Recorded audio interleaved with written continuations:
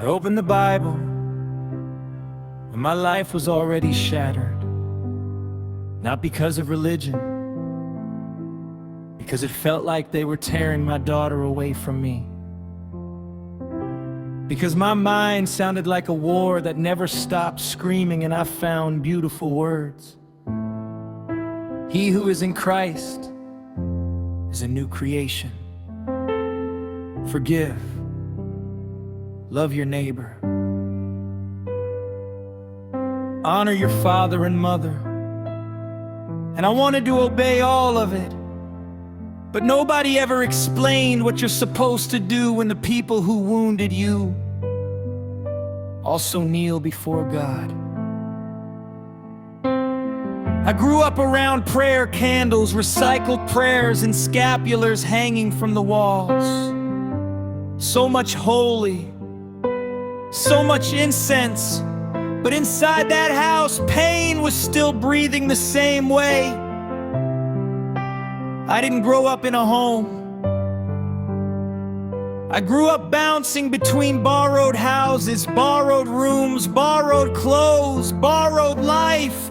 My uncles mocked me, humiliation disguised as jokes. And if I tried defending myself, respect them. They're your uncles. That's how I learned that in this family, respect meant swallowing pain in silence. And she always said, I sacrificed everything for you. But a child should never grow up feeling charged for being born. God, how do I do this? How do I honor someone who neglected me when I needed her most? How do I forgive someone who still keeps hurting me? I'm not questioning you, I'm asking you how to do this, because your words are beautiful, but living them while bleeding inside is something else entirely.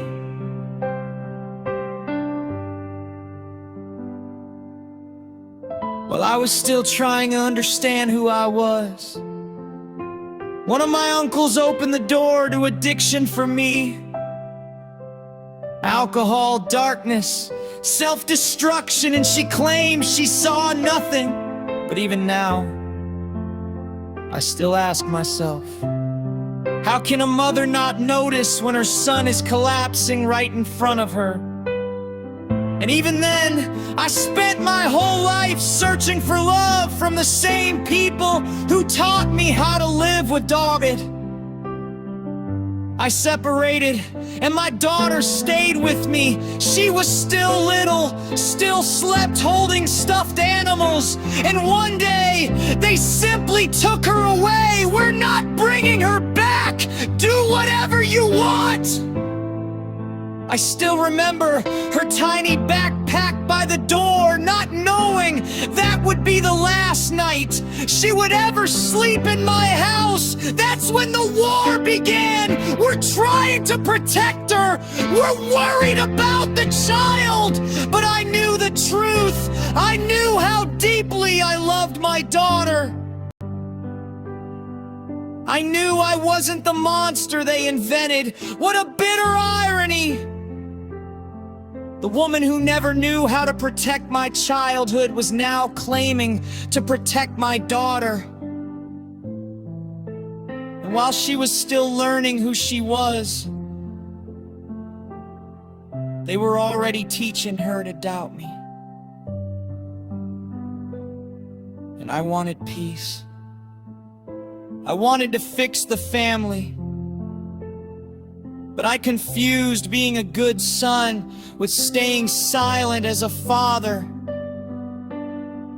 because I kept protecting my mother while my daughter needed me to protect her instead.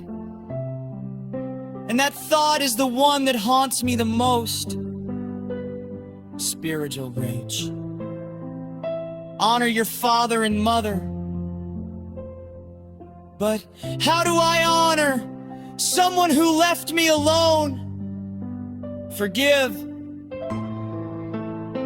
How do I forgive someone who still keeps hurting me? I'm not questioning you, God. I'm asking you how to do this.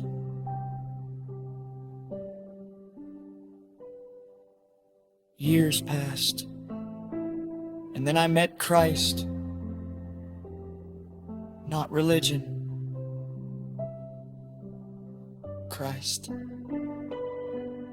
And I realized healing does not mean pretending nothing happened, so I went back, not because I forgot the damage, but because time really does run out. My father died in the middle of all this, and we never said goodbye. And I don't want to carry another grave filled with words that were never spoken. Jesus, I truly want to heal, but forgiveness does not resurrect lost time.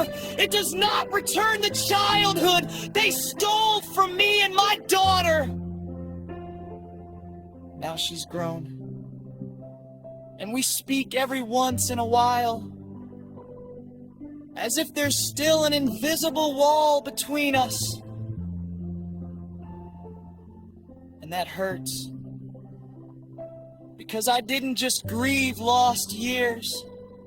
I grieved losing the little girl my daughter used to be, before she grew up far away from me. And when my sons were born, I understood something that broke me all over again. Real love does not keep score.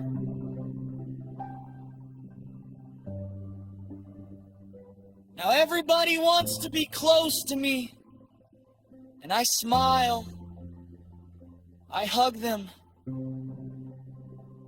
I sit at the table. But there are nights when the past sits at the edge of my bed and reminds me that some family wounds never stop breathing.